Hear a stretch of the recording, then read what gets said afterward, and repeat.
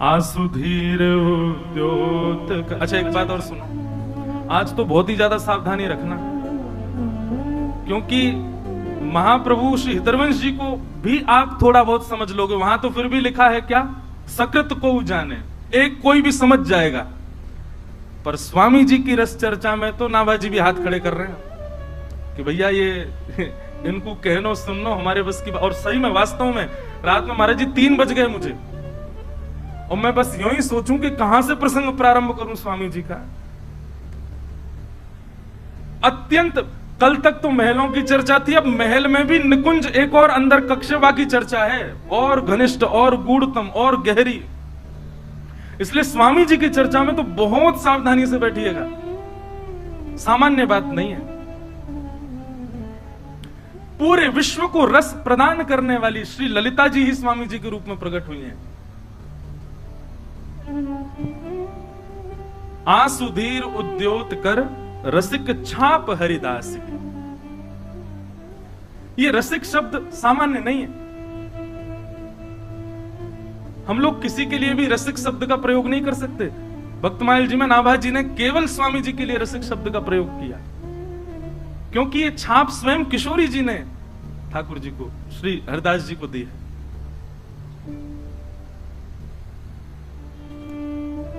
महाराज जी तटीय स्थान में और हमारे हरिदासी परंपरा के जो स्थान है, वहां पर आप जाकर के अगर बोलते हैं राधे राधे, तो वहां के आचार्य चरण कहेंगे अभी जाने ना है, ऐसे ही आगो भारते। वो क्या कहें फिर, बोलो श्री हरिदास। अब लोग इस बात में ये सोचते हैं, बताओ किशोरी जी के नाम की महिमा नहीं है, वो कह रहे श्री हरिदास बोलो, श्री हरिदास बोलो। मूल बात क्या है, बोले जब तक गुरु आश्रित नहीं होगे, जब तक सखीन के चरणन में प्रणाम नहीं करोगे, तब तक निकुंज में प्रवेश नहीं मिलेगा। बोले तुम सीधे कह रहे हो श्री राधे, अरे पहले आलीन को तो प्रणाम करो, सखीन की तो वंदना करो। अब मुझे वो पंक्ति याद नहीं है, पर हरिदासी कहते हैं कि निकुंज की जो चाबी है ना, निकुंज माने निवृत्त, जहां पर प्रियालाल जी विलास करते हैं, वहां की चाबी कौन के पास है? बोले ललिता जी के पास रहे, वही ललिता जी स्वामी हरिदास जी। इसलिए रसिक जन सब कहे, बोले क्या कहो? बोले श्री हरिदास, श्री हरिदास, श्री हरिदास। बोले जब ललिता जी कृपा करेंगी तब निकुंज खुलेगा, तब प्रवेश होगा, तब वह भूमिका में प्रवेश कर पाओगे। थोड़ा थोड़ा मार्ग दे दो, महाराज जी आ रहे। आज और भी सौभाग्य हमारे मध्य में श्री गोविंद देव जी की सेवा के लिए, जिनको गोविंद देव जी ने स्वयं चुना, ऐसे महाराज जी पधारे हैं। आप सब परिचित हैं उनके भाव से, रूप से। उनका भी बहुत बहुत स्वागत, अभिनंदन, वंदन। महाराज जी ऊपर विराज जाओ।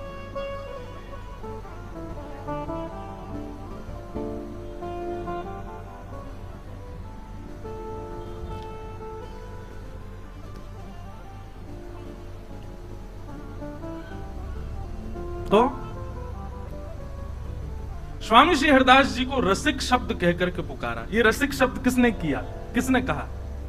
किशोरी जी ने। एक रास का पद है। अच्छा एक बात और, स्वामी श्री हरिदास जी के पद हर कोई नहीं गा सकता, क्योंकि जैसे अब पद गाए जाते हैं तो सम होता है, ताल होती है। अब सम और ताल हम अपने अनुसार गाएंगे, पर स्वामी जी उससे भी ऊपर की स्थिति में है। आज महाराज जी एक पद मैंने बड़ी मुश्किल से नेकात देर बैठ के तैयार किया कि स्वामी जी को पद गवे, तो बहुत मुश्किल थे श्री जी से प्रार्थना कर करके तब जाके वो तैयार भयो, नहीं तो स्वामी जी के पद गवेंगे ही नहीं। और शब्दावली भी ऐसी है कि अभी आएंगे कई पद। एक रास को पद है और वो सुंदर भाव है। जय हो। स्वामी जी को रसिक की उपाधि कैसे मिली, ये भाव से सुनिए। हाँ सब लोग गई हो मेरे साथ में। नाचत दो रस में रंग भीने, नाचत दो रस में रंग भीने। अब स्थिति सुनो, स्वामी जी को रसिक नाम कैसे मिला? निधिवन राज में श्री स्वामी हरिदास जी महाराज विराजे और स्वामी जी मानसी में जो चिंतन करते थे प्रत्यक्ष ठाकुर जी सामने आ जाते थे। दोनों प्रियालाल जी सामने खड़े हैं और श्री प्रियाजू स्वामी जी से पूछ रही हैं कि हे स्वामी जी, आज हम दोनों नृत्य करके बताएंगे और आप जज बन के बैठो, ये बताओ बढ़िया नृत्य कौन ने किया। दर्शन करो छवि को, कैसे लग रहे हैं।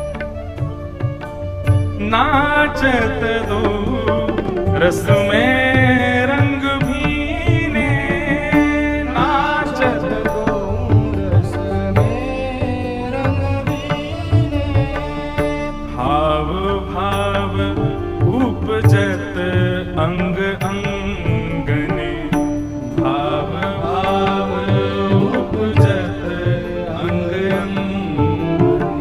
हमारे आव भाव मतलब एक्सप्रेशंस केवल मुख में प्रकट होते हैं, ज्यादा से ज्यादा हाथों में प्रकट हो, नाचने वाले ज्यादा जानते होंगे। पर श्री प्रियालाल जी के कैसे बोले, एक एक अंग से भाव प्रकट होता है। आव भाव उपजत अंग अंगने, आव भाव उपजत अंग अंगने, कोक कला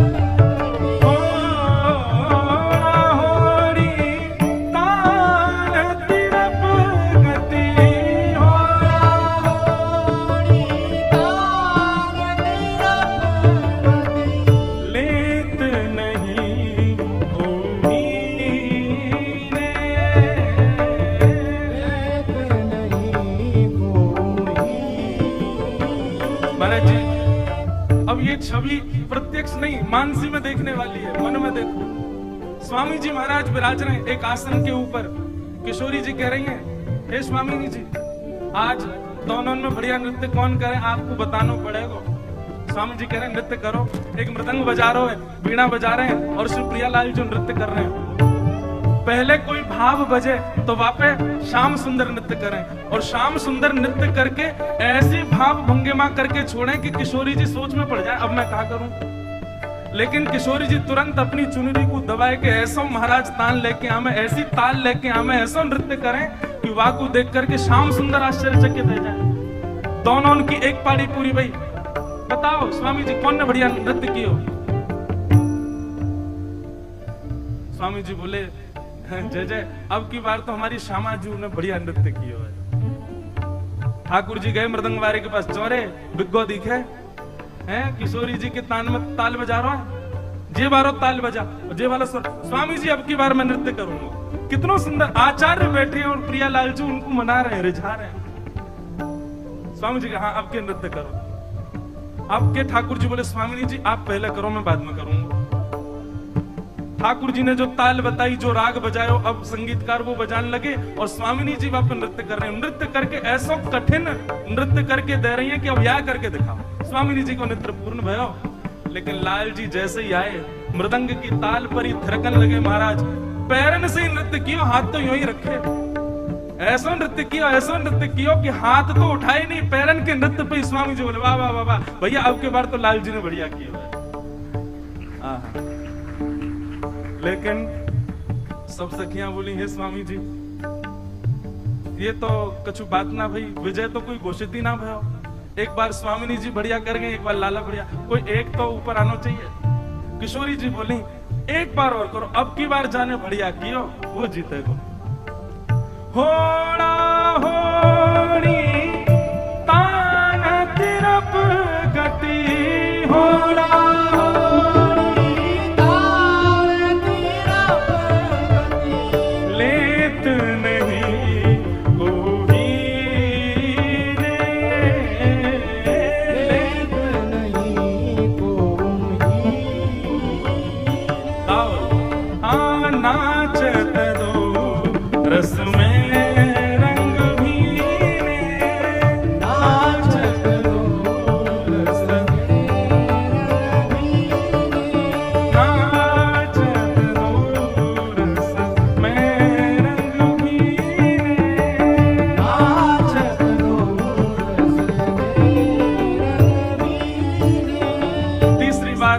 प्रारंभ भयो। किशोरी जी ने कही लाल जी पहले आप नृत्य करो, बड़े पामन से नृत्य कर रहे, अब के हाथन सो करो, पाम मत हिलाइयो। किशोरी जी ने एक क्या चैलेंज को क्या चुनौती दी, अब के पाम हिलाए, अब के हाथ हिलाइयो, बस पाम नहीं हिलाए और फिर हम करेंगे। ठाकुर जी ने हाथन से ऐसी ऐसी भंगिमा बनाई, ऐसा ऐसा नृत्य किया महाराज, खूब आनंद हुआ। लेकिन अब के किशोरी जी जब आई हैं और केवल अपनी एक भुजा ऊपर को करी, दूसरी भुजा, वही भंगिमा ऐसी कि वापस स्वामी जी तो कहा निर्णय ले, लाला ही मूर्छित है कि गिर गए हो। ऐसी स्वरूप धारण किया किशोरी जी ने, ऐसा नृत्य किया, ऐसा स्वरूप बनाया कि महाराज ठाकुर जी आनंद में भरे आए। तभी किशोरी जी गई और एक भुजा देके लाल जी को उठाया और दोनों संग में नृत्य करने लगे। नाचत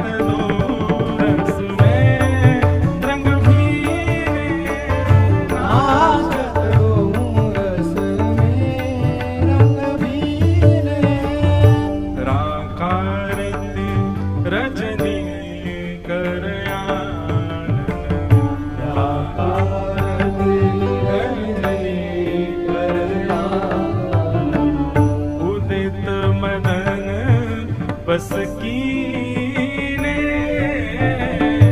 उदित मदन मदन मतलब कामदेव को मोहित करने वाले, कामदेव को मोहित करने वाले जो मोहन है उनका नाम है मदन मोहन। कामदेव बहुत सुंदर है पर उसको भी जो मोहित कर ले वो मदन मोहन, पर उन मदन मोहन को भी अपनी छटा पर मोहित कर ले वो हमारी श्यामा जी। उदित मदन बस कीने, उदित मदन बस कीने, रीझ रीझ भगवत की स्वामिनी, भगवत की स्वामिनी, रीझ रीझ भगवत की स्वामिनी।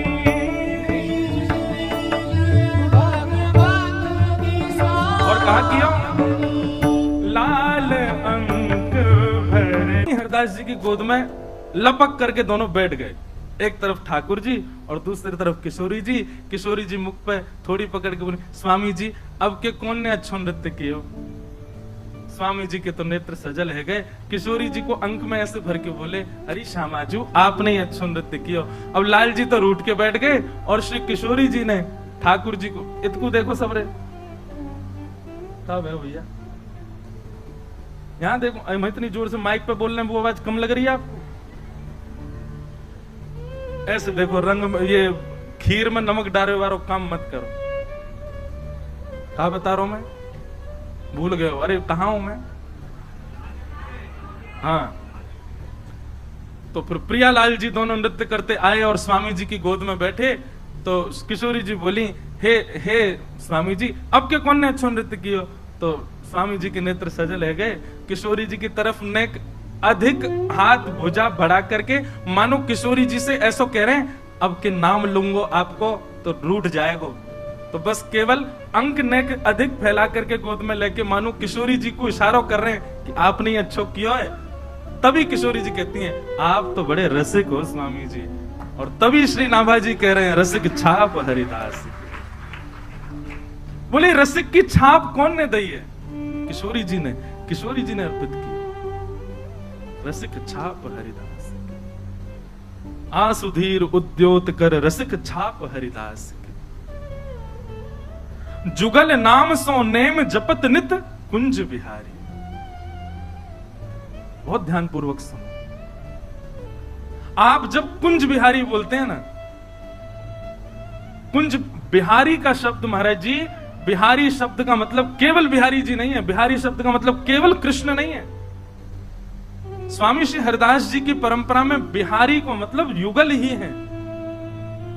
कुंज में मतलब, कुंज किसे कहते हैं ये तो पता चल गया, ये पन्नी की कुंज है। ऐसे ही लता गुलमन की कुंज है। कुंज मतलब घेर। अब घेर में कुंज बिहारी, बिहार मतलब वहां लीला कर, लीला अकेले तो करेंगे नहीं ठाकुर जी, तो बिहारी कहते युगल प्रकट है जाए। कुंज बिहारी, कुंज बिहारी आप जैसे कहते हैं, रज को भी प्रणाम हो जाता है, वृक्ष वल्लरियों को भी प्रणाम हो जाता है, यमुना जी को भी प्रणाम हो जाता है, और युगल सरकार को भी प्रणाम हो जाता है। इसलिए आप कुंज बिहारी बोलते हैं तो आपको सर्वांगीण ब्रजमंडल को प्रणाम हो जाए, सामान्य बात नहीं है। बहुत ध्यानपूर्वक सुनो। विराजो।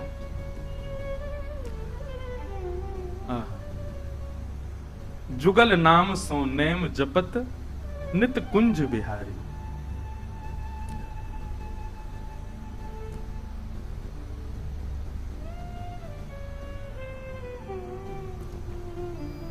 आसुधीर उद्योत कर रसिक छाप हरिदास। जुगल नाम सोनेम जपत नित कुंज बिहारी। कुंज बिहारी, कुंज में जो बिहार कर रहे हैं वो बिहार करने वाले दोनों युगल, उनको प्रणाम, जिनको नाम ले ले करके श्री स्वामी जी भजन करें।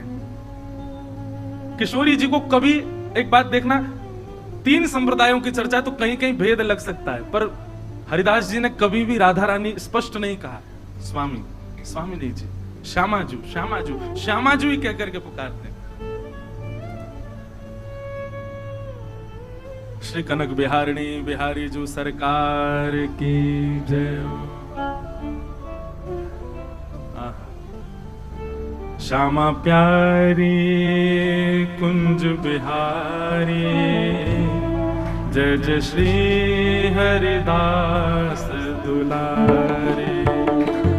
श्यामा प्यारी कुंज बिहारी, जय जय श्री हरिदास दुलारे। आज स्वामी जी प्रकट है रहे, बिहारी जी प्रकट है रहे, तो देखो कितने संतन की कृपा एक संग है रही है। मानो जैसे बिहारी जी प्रकट भये तो अनेक संत गए बधाई लेके, ऐसे आज बिहारी जी के और स्वामी जी के प्रकट में इतने सब संत पधारे। अयोध्या से हम सब के मध्य में श्रीमद जगत गुरु रामानुजाचार्य डॉक्टर श्री राघवाचार्य जी महाराज पधारे हैं।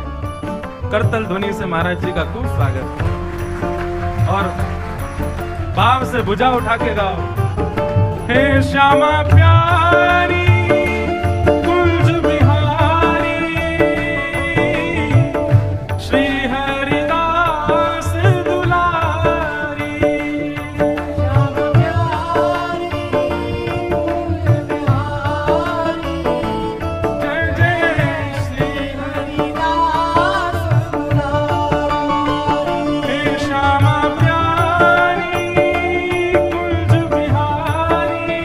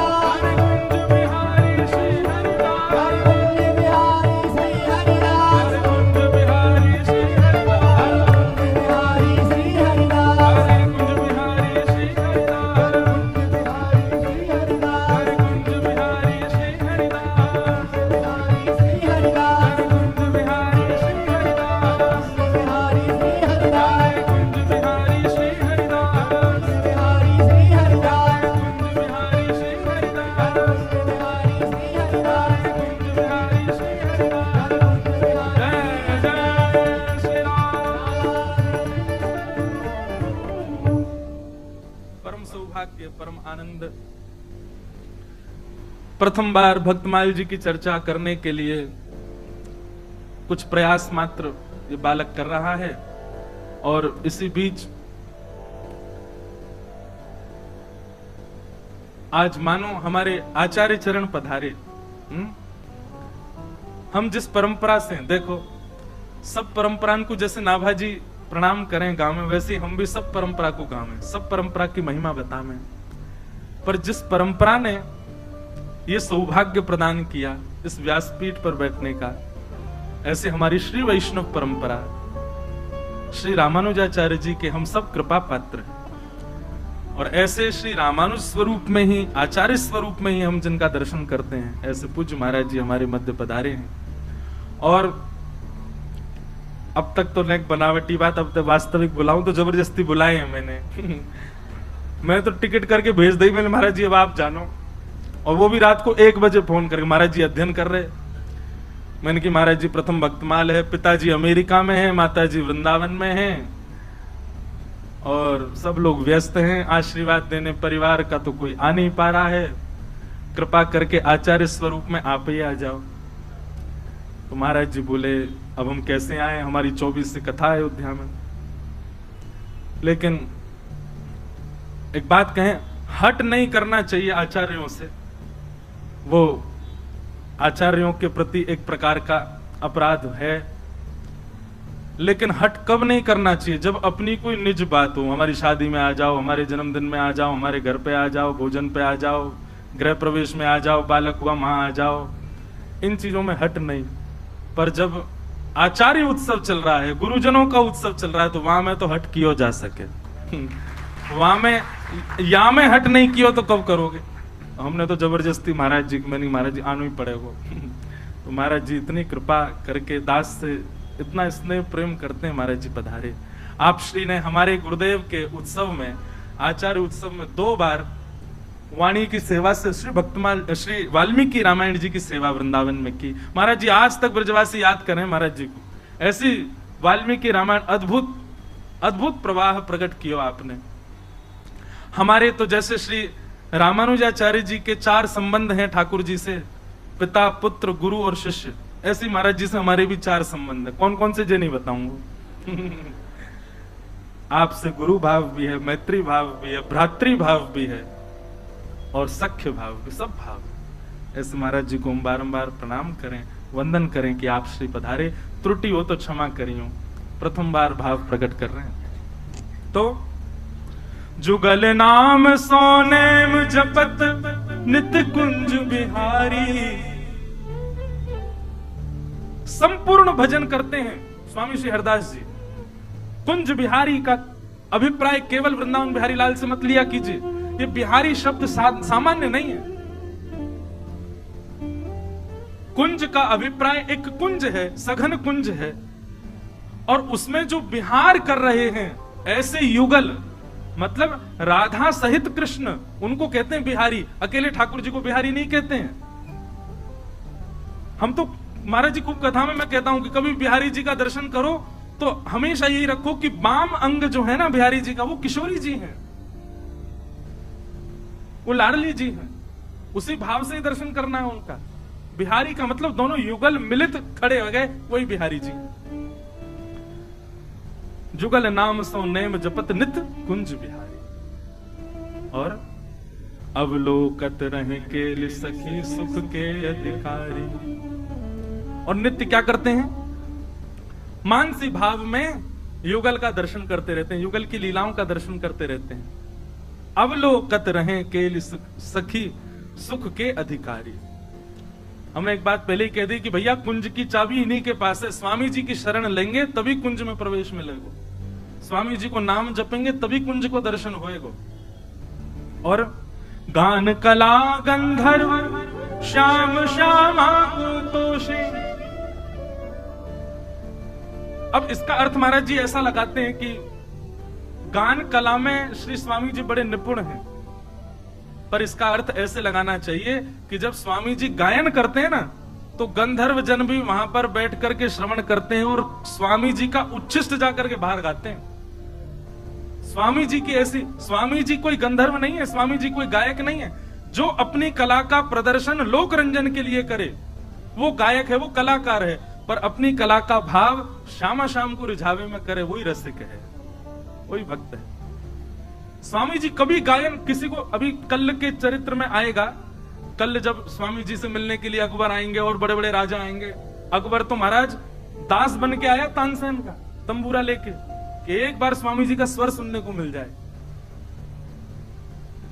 तो स्वामी जी गंधर्व नहीं है, गायक नहीं है। स्वामी जी तो प्रिया प्रियतम को रिझावे के लिए महाभाव बनाते हैं। उनकी गायकी, उनके भाव सुनकर के गंधर्व जन जाकर के सेवा करते हैं। और उत्तम भोग लगाए मोर मरकट तिमि पोषे,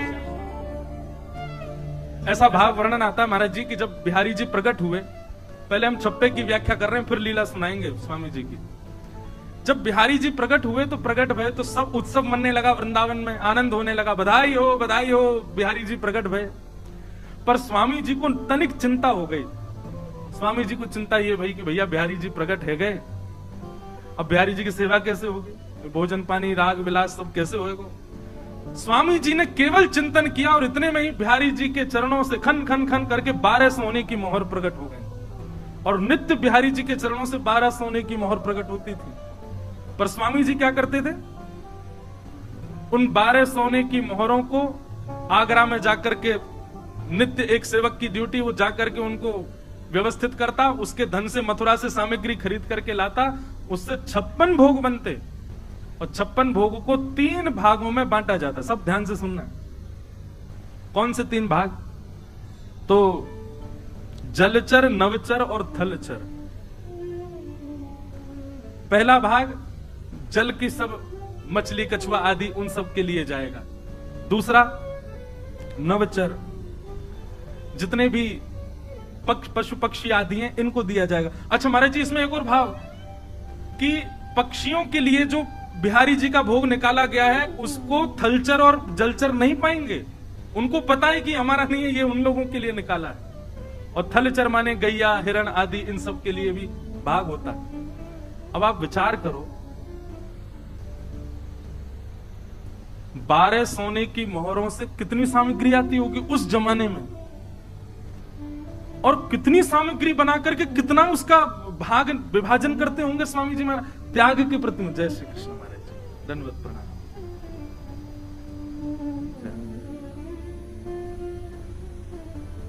आज तो वास्तव में श्री बिहारी जी की बधाई अद्भुत होएगी।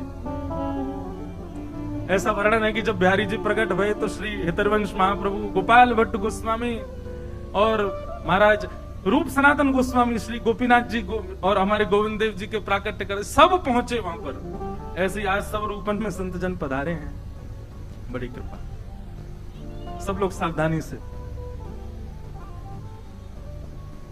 तो कितनी सामग्री प्रकट होती होगी।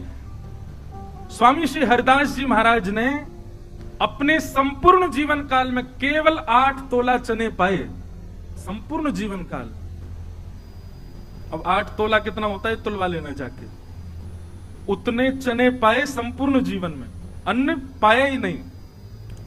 महाराज जी इतनी प्यारी बात है कि एक बार श्यामा श्याम दोनों बोले स्वामी जी से, बोले हमको बड़ो श्रम होवे, आपको छुपा में नहीं है, 56 भोग बनता है, इतनी सारी सामग्री बनती है, स्वामी जी आप ग्रहण क्यों नहीं करते।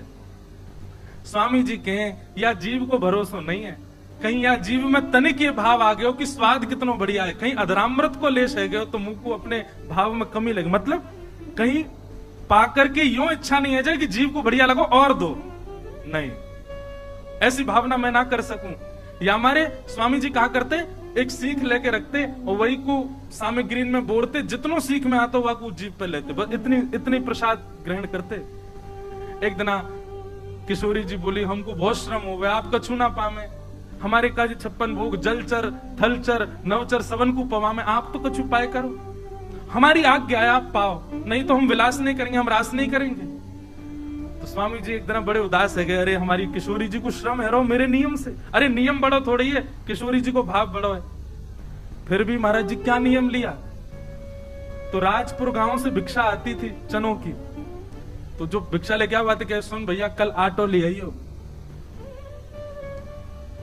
किशोरी जी की आज्ञा का छुपाऊंगा, ऑटो ले आयो, खूब सारो ऑटो ला, तो वहां में तो नेक 100 ऑटो निकालो, जमुना जल डाल करके मार के और वाकू कंडान में सेक दियो, छोटी सी इतनी सी बाटी बनाई, और बाटी बना करके मन विचार करने लगे मैं तो प्रिया प्रियतम को अधरामृत पाऊं, अब जे बाटी 56 भोग में कहां पधराऊं आपको मैं। लेकिन कैसे भी स्वामिनी जी को अंगीकार होनी चाहिए, वाके बात पाऊंगा। तब किशोरी जी के सामने गए, बाटी लेके नेक सी बाटी, और श्यामा शाम से बोले आपकी आज्ञा स्वीकार कर रहा हूं, अन्न पा रहा हूं। ठाकुर जी बोले जे का पा रहे हो, ये तुम्हारे भोग में ना आ सके, रूखी सूखी आटे की बाटी बना लाए हो। बोले ना आपको ना पाऊंगा, आपके लायक थोड़ी, आपको तो श्रम है जाएगा खाओगे, लेकिन आपकी आज्ञा मानूंगा, अन्न पाऊंगा। किशोरी जी बोले कैसे पाओगे, हम तो पाएंगे नहीं, और हमारे जब तक भोग नहीं रहे तब तक आप पाओगे नहीं। स्वामी जी बोले एक उपाय है। बोले कहा, बाटी हाथ में लेकर के नजर उतारने लगे दोनों की। बोले जितनी अलाय बलाय मेरे स्वामी, मेरे श्यामा श्याम पे आई हो, मेरे कुंज बिहारी पे आई हो, सबरिया बाटी में आ जाएं, और सबरी नजरन को बाटी में लगे, फिर वो बाटी को पा लेते। स्वामी किशोरी जी बोली सुनो चनाई बढ़िया है, या मत पाए कर तो उत्तम भोग लगाए मोर मरकट तिम पोषे। सब बांट देते हैं, कुछ नहीं रखते। ठाकुर जी जीवन में आएंगे तो भैया एक बात लिख लियो, संग्रह की स्थिति खत्म हो जाएगी, लुटावे की स्थिति प्रारंभ हो जाएगी। नृपति द्वार थाड़े रहे, दर्शन आशा जास की, आसुधीर उद्युत कर, रसिक छाप हरिदास की। द्वार पर बड़े बड़े राजा खड़े रहते हैं कि कैसे भी, अरे कोई मंदिर बना भी खड़ा, कोई कह रहा हो कि मैं केसी घाट की सिद्धि बनवा दूं, कोई कह रहा कछु कर दूं, कोई कह रहा कछु कर दूं। स्वामी जी महाराज मिलते ही नहीं है कोई थे। बोले कौन राजा आयो, बोले मधुकर शाह आयो, ओरछा को राजा, पूरे भारत को राजा अकबर सामने आ गए, लेकिन स्वामी जी महाराज की स्थिति में तो केवल श्यामा श्याम। ऐसे स्वामी श्री हरदास जी महाराज का चरित्र श्री नाभाजी गा रहे हैं। उन स्वामी जी के चरित्र में अब कुछ ब्रज रसिकों के भाव और ब्रज के ग्रंथों में जो स्वामी जी के अंतरंग भाव हैं, उनमें हम प्रवेश करें। कैसे स्वामी जी इस धराधाम पर पधारे, धरातल पर पधारे, बहुत सावधानी से सुनना। एक क्षण के लिए भी आपको ध्यान इधर उधर गया और पूरी कथा निकल जाएगी। या हमारे बहुत ध्यान से सुनिए। स्वामी जी कौन है? श्री ललिता जी के अवतार, श्री ललिता जी के अवतार। तो सबसे पहले ललिता जी को प्रादुर्भाव सुनो। ललिता जी को जान गए तो आप स्वामी जी को पहचान जाओ। प्रसंग है कि किशोरी जी और ठाकुर जी दोनों अपने नित्य निकुंज में लीला कर रहे हैं, सेज पर बैठे हैं। तभी ठाकुर जी ने किशोरी जी की रूप माधुरी को देख करके कही, आज तो मेरा मन हेरो कि मैं आपको श्रृंगार करूं। किशोरी जी बोली तो कर दो, या मैं पूछो वाली कहा बात है। निज कर गूथ सुमन के गजरा, अपने ही हाथ पहरावत है। तू है सखी बड़ भाग बड़ी, नंदलाल तेरे घर आवत है। तू अपनो श्रृंगार करत है, तू अपनो श्रृंगार करत है। ये दर्पण हाथ दिखावत है, दर्पण हाथ दिखावत है। तू है सखी बड़ भाग बड़ी, गोपाल तेरे घर आवत है। तू है सखी बड़ भाग बड़े, गोपाल तेरे घर आवत है। ठाकुर जी श्रृंगार कर रहे हैं किशोरी जी को। सुंदर पत्रावली बनाते जा रहे हैं। किशोरी जी अपलक नेत्रन से श्याम सुंदर को देख रहे हैं, सुंदर सुंदर पुष्प तोड़ के ला रहे हैं, स्वयं उनके गजरा बना करके हाथन में पहना रहे हैं, बाजून में पहना रहे हैं। निज कर गूथ सुमन के गजरा, अपने हाथन से किशोरी जी के विशाल केशन को ठाकुर जी स्वयं गूथ रहे हैं। ये निकुंज की चर्चा है भैया। अब जैसे ही केश गूथ दिए, उनमें सुंदर सुंदर पुष्प लगाए, किशोरी जी बोली अब ने दिखाओ तो कैसो श्रृंगार कियो मेरो। ठाकुर जी बोले हाँ अब ही लाऊं।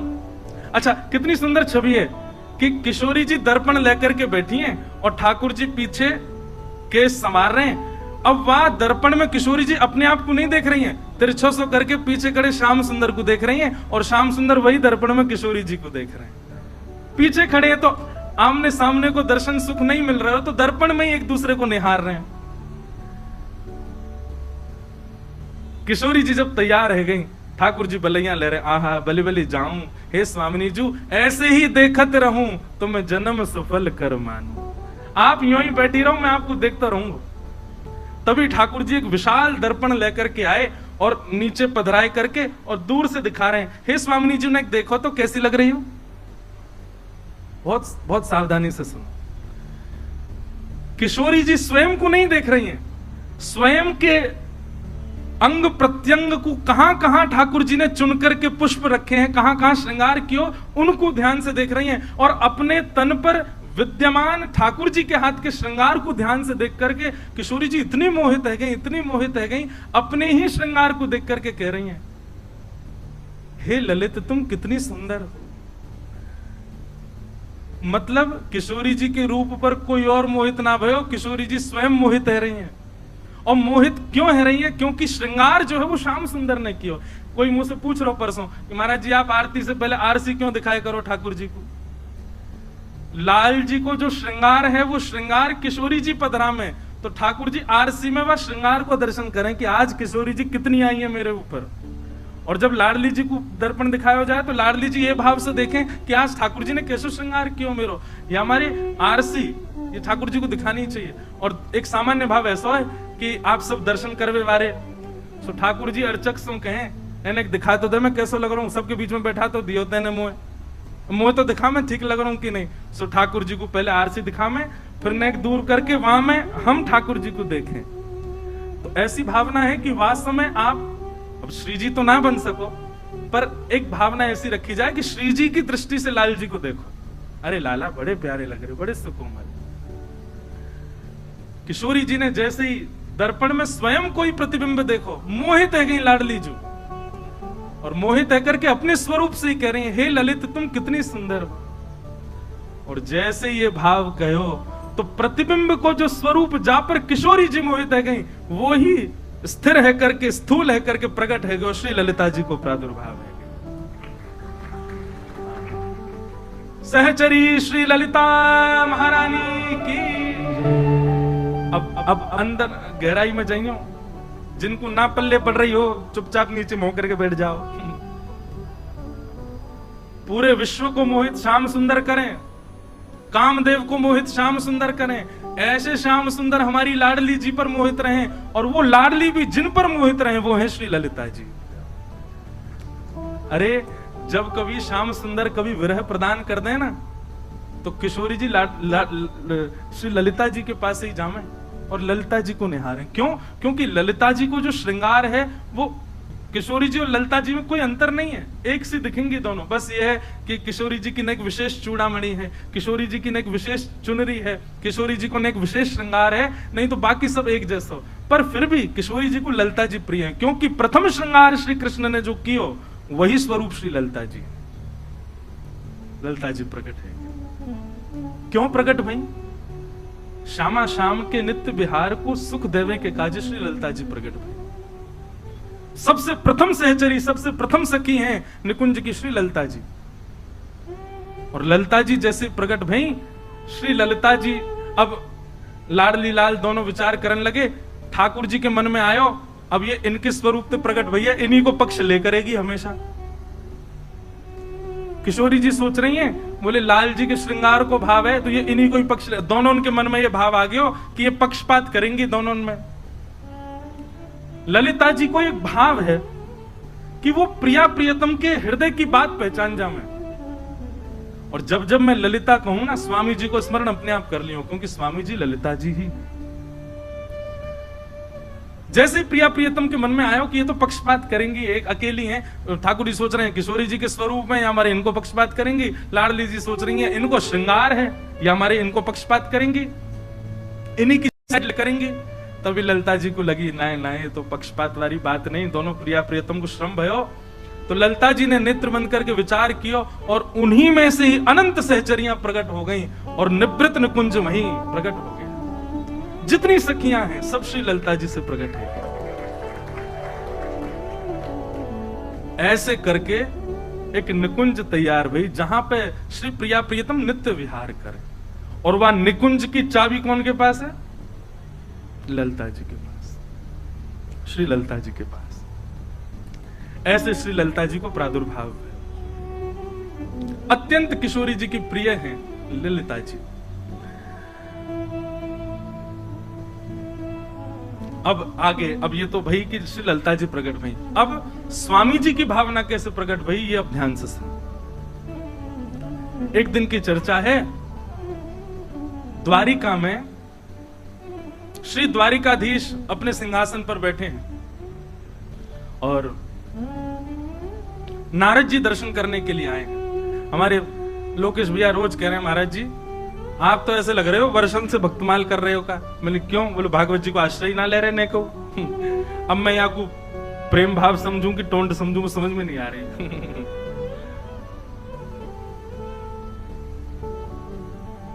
गोविंद भुज गुप्तायाम द्वारवत्वाम कुरुद्वः अवासीस नारदो भिक्षणम कृष्णोपासन लालस। बात ऐसी है भैया, ये जितने शब्द है ना सब भागवत जी के हैं। भागवत जी ने ही पोष करके पाल करके यहाँ तक बिठाए हुए और वही सदैव पालेंगे। बस आज एक बात है गई कि अभी तक तो भागवत जी लालन पालन कर रहे हैं, अब युगल करेंगे भक्तमाल जी और भागवत जी। वैसे तो सब हमारे पालक हैं। तो द्वारिकाधीश बैठे हैं और श्री नारद जी महाराज दर्शन करने के लिए नित्य आते हैं। लेकिन आज ठाकुर जी भाव में बैठे हैं, भौएं ने चढ़ी भई हैं, मानो कोई बहुत गहरे चिंतन में श्री ठाकुर जी बैठे, द्वारिकाधीश बैठे। नारद जी महाराज ने जाकर के चरणन में प्रणाम किया, बोले हे श्याम सुंदर, हे द्वारिकाधीश आपकी जय हो। द्वारिकाधीश बोले आओ नारद जी विराजो। बोले भगवान आज कछु चिंता सी में लग रहे हो, कहा बात है? आपके चेहरे पर चिंता की रेखाएं दिख रही हैं, कछु चिंतन कर रहे हो आप, कोई को ध्यान कर रहे हो? ठाकुर जी बोले आज मैं अपने रस स्वरूप को, आज मैं अपने मूल स्वरूप को ध्यान कर रहा हूं, चिंतन कर रहा हूं। नारद जी बोले ये रस स्वरूप कौन सा भैया, ये मूल स्वरूप कौन सा है आपको?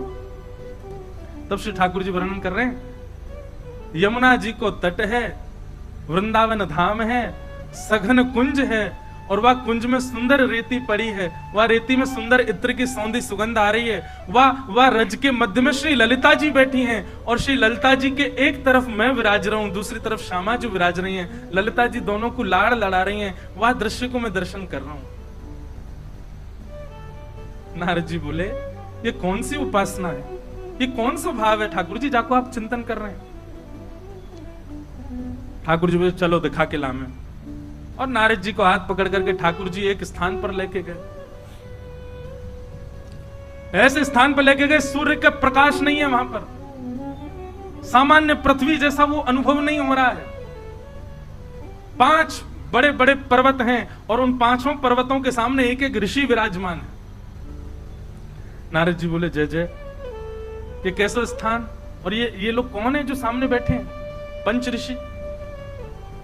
ठाकुर जी बोले नारद जी ये 5 ऋषि अनेक कल्पों से तपस्या कर रहे हैं और ये जो पीछे पर्वत है ना, ये पर्वत सामान्य नहीं है। हर बार तपस्या करते हैं, तपस्या के उपरांत मैं प्रकट होता हूं, प्रकट होके इनके वरदान जो ये मांगते हैं वो मैं देने में असमर्थ हो जाता हूं, फिर ये अपने प्राण त्याग देते हैं, तो इनकी अस्थियां ही पीछे पहाड़ बन गए और ये पुनर्जन्म लेकर के फिर तपस्या करने लगते हैं। समझ में आ रही है बात? नारद जी बोले, भगवान ऐसी कौन सी वस्तु की तपस्या करते हैं कि तपस्या करने के बाद में आप दे नहीं पाते और इनको पुनर्जन्म लेना पड़ता और इतने जन्म बीत गए? तब श्री ठाकुर जी कहते हैं, वो बोले भैया ये हर बार तपस्या करें और तपस्या करने के बाद में इनकी तपस्या से मैं प्रसन्न है करके प्रकट हो जाऊं और प्रकट है करके इनसे कहूं कि वरदान मांगो, तो ये वरदान में कहें कि अपनी निवृत्त निकुंज को दर्शन कराए दो, अपनी रस उपासना को थोड़ा चिंतन कराए दो। तब मैं इनसे कहूं कि भैया वो तो संभव नहीं है, वो तो असंभव है, कछु और मांगू मैं आया हूं, लेकिन अपनी रस उपासना अपनी निवृत्त निकुंज के दर्शन मैं नहीं करा सकता। तब ये पांचों ऋषि कहते हैं तो फिर भगवान एक कृपा कर दो, क्या कि हमारा पुनर्जन्म हो और हम फिर से तपस्या करें और फिर से आप प्रकट हो। बोले ये वहीं प्राण त्याग देते हैं, इनकी अस्थियां पीछे पहाड़ बनते हैं, फिर जन्म लेते हैं और फिर जन्म लेके फिर तपस्या करते हैं, फिर तपस्या करें फिर प्रकट, फिर कहते हैं रस उपासना दो। तो नारद जी बोले दे दो ना भगवान, इतने दिन आते लग रहे हैं तो फिर काय को ना दे रहे आप इन्हें? ठाकुर जी बोले दो कारण हैं, बहुत ध्यान से सुनना, दो कारण जिसके कारण ये रस उपासना में प्रवेश नहीं कर पा रहे, ये निकुंज उपासना में प्रवेश नहीं कर पा रहे। नारद जी बोले क्या? बोले पहला, इनको अपने तप का बड़ा अभिमान है। काय को बैठे पर्वत के सामने दिखाने के लिए, देखो हमने कितनी तपस्या करी। अपने तप का, अपने भजन का इनको अभिमान है। पहला कारण अभिमान है, इस कारण ये निकुंज में प्रवेश नहीं कर सकते। और दूसरा कारण? बोले दूसरा कारण ये गुरु विहीन है, इनके कोई गुरु नहीं है। गुरु नहीं है तभी तो भजन में अभिमान कर रहे हैं। गुरु होते तो आज्ञा देते, अभिमान विमुक्त करते। नारद जी बोले भगवान मेरे तो पल्ले नहीं पड़ रही आपकी बात, नेक मुंह को विस्तार से बताओ ये पांचों हैं कौन? बहुत सावधानी से सुनो। ठाकुर जी कह रहे हैं हमारी कृष्ण लीला में दो प्रकार की गोपियां हैं। एक तो है सामान्य गोपी और एक वह गोपियां हैं जिनको सखियां कहते हैं, जो अंतरंग लीला में रहती हैं। बहुत ध्यान से सुनिएगा, बार बार कह रहे हैं हम। एक तो वो गोपियां हैं जो विहरण कर रही हैं, गोपी गीत गा रही हैं, ठाकुर जी उनको विलाप करा रहे हैं, जो किशोरी जी से प्रार्थना कर रही हैं, हे सुन राधिका दुलारी तेरे द्वार का भिखारी हूं मैं श्याम का पुजारी, एक पीड़ा है हमारी हमें श्याम ना। अब ये पीड़ा वाली गोपियां हैं, इनको ठाकुर जी मिलते हैं और फिर अंतर ध्यान हो जाते हैं। पर सखियां जो हैं वो तो ठाकुर जी के वश में ही रहते हैं। ललिता जी जब कहते हैं श्याम सुंदर तो ठाकुर जी दौड़े चले आमे, विशाखा जी तब कहेंगे मदन मोहन तो ठाकुर जी भागे चले आमे। क्यों? क्योंकि ललिता विशाखा सहित श्री किशोरी जी रहती हैं। और ये जो विरह आतुर गोपियां हैं, इन गोपियों को निवृत्त निकुंज में प्रवेश नहीं मिल पाया है, इसीलिए गोपी गीत गा रही हैं, इसीलिए किशोरी जी से प्रार्थना कर रही हैं कि हमको भी अवसर दें कि हम उस कुंज में प्रवेश कर सकें। तब ठाकुर जी कहते हैं नारद जी उन समस्त गोपियों के 5 भाव हैं। कौन से? रस, रूप, स्पर्श और गंध और शब्द। उनका पहला भाव क्या है कि हम भी कृष्ण को इनके भांति छुएं, हम भी कृष्ण को इनके भांति सुने, हम भी कृष्ण को इनके भांति उनके दर्शन करें, उनके ग्रहण लें। 5 इंद्रियां, उन गोपियों के मेरे प्रति जो 5 भाव हैं, 5 इंद्रियों के, वही 5 भाव ही समस्त गोपियों के ये 5 ऋषि बनकर के तपस्या कर रहे हैं। कितना विरह सहा ब्रज की गोपियों ने, कितना विरह आतुर रही वो गोपियां कि उनके 5 रस, 5 इंद्रियां ही 5 ऋषि बन गए कृष्ण की प्राप्ति के लिए, निकुंज की प्राप्ति के लिए। और हम कहा चाह रहे हैं वृंदावन जाएं, राधे राधे छपवा लें और निकुंज में प्रवेश मिल जाए हमें। महाराज जी कितनी गहरी बात है। उन असंख्य गोपियों के 5 इंद्रियों के 5 तत्व और 5 तन मात्रा ही 5 ऋषि बनकर के तपस्या असंख्य वर्षों से कर रहे हैं कि हमको निकुंज में प्रवेश मिले। हम सोचते थे कान्हा कहीं कुंजन में होगा, हम सोचते थे कहाँ कहीं कुंजन में होगा, सोचते थे कान्हा कहीं कुंजन में होगा, हम सोचते थे कहाँ कुंजन में होगा। अभी तो मिलन का हमने सुख नहीं होगा, अभी तो मिलन का हमें सुख नहीं होगा। अभी तो मिलन का हमें सुख नहीं होगा, अभी तो मिलन का हमें सुख नहीं होगा। सुन के प्रेम की परिभाषा, सुने प्रेम की परिभाषा, मन में बंधी थी जो आशा, मन में बनी थी जो आशा, आशा हुई रे निराशा, झूठी दे गया दिलासा, श्याम ना मिला हमें, श्याम ना मिला हमें, श्याम ना मिला हमें, श्याम ना मिला। हे सुन राधिका दुलारी, सुन राधिका दुलारी, तेरे द्वार का भिखारी, तेरे द्वार का भिखारी, तेरे श्याम का पुजारी, पीड़ा है तुम्हारी, श्याम ना मिला हमें, श्याम ना मिला हमें, श्याम ना मिला हमें, श्याम ना मिला। हे नारद जी, उन समस्त ब्रज गोपिकाओं का जो पंच भाव मेरे प्रति है, रूप दर्शन का, स्पर्श सुख का, शब्द श्रवण का, ग्रहण करने का, सुगंध ग्रहण करने का और अधरामृत पान का, वही पंच इंद्रियां इतनी व्याकुल हो गई कि उन पंच इंद्रियों ने संकल्प किया कि हम कृष्ण को पाके रहेंगी, निकुंज में प्रवेश करके रहेंगी। वही समस्त गोपियों की पंच इंद्रियां पंच ऋषि बनकर के तपस्या कर रही हैं कि हमारी निकुंज में आ जाएं। नारद जी बोले थोड़ी बहुत देर में और रुका तो मैं तो बेहोश हो जाऊंगा। भगवान, हम तो सोचते हैं कि हम जिस स्थान पर आपके साथ रहते हैं, आपका नित्य दर्शन करते हैं, इससे बड़ा तो कोई स्थान ही नहीं होगा। हम देवयोनि को सर्वश्रेष्ठ मानते हैं, पर आज पता लगा कि उससे भी अति क्लिष्ट एक स्थान ये निकुंज भी है। भगवान, इन पर कृपा करो ना, अब इनको कैसे भी निकुंज में प्रवेश करो। कब तक प्रतीक्षा कराओगे? बोले जिस दिन इनको गुरु दीक्षा मिल जाएगी, ये गुरु आश्रित हो जाएंगे, सदगुरु पथ प्रदर्शक करेंगे, तो अभिमान शून्य होकर के भजन करेंगे, मेरी प्राप्ति हो जाएगी। नारद जी बोले अच्छा, पता नहीं कब आएंगे गुरु जी इनके। ठाकुर जी बोले कब आएंगे, क्या हम तुमको क्यों लेके आए यहाँ पे? नारद जी बोले मतलब दीक्षा दो, दीक्षा प्रदान करो। नारद जी बोले मैं तो निकुंज का कोई कुछ नहीं। बोले अरे आप दिन रात हमारा चिंतन करते हो, दिन रात हमारे भाव में रहते हो, दिन रात हमारा भजन करते हो, आपसे श्रेष्ठ गुरु नहीं। आपको लगता है कि निकुंज में प्रवेश नहीं, पर निकुंज में सबसे विशिष्ट प्रवेश तो आपका ही है। दीक्षा प्रदान करो।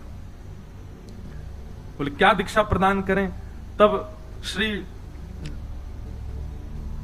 नारद जी महाराज ने गोपाल मंत्र की दीक्षा उन पांचों ऋषियों को प्रदान की।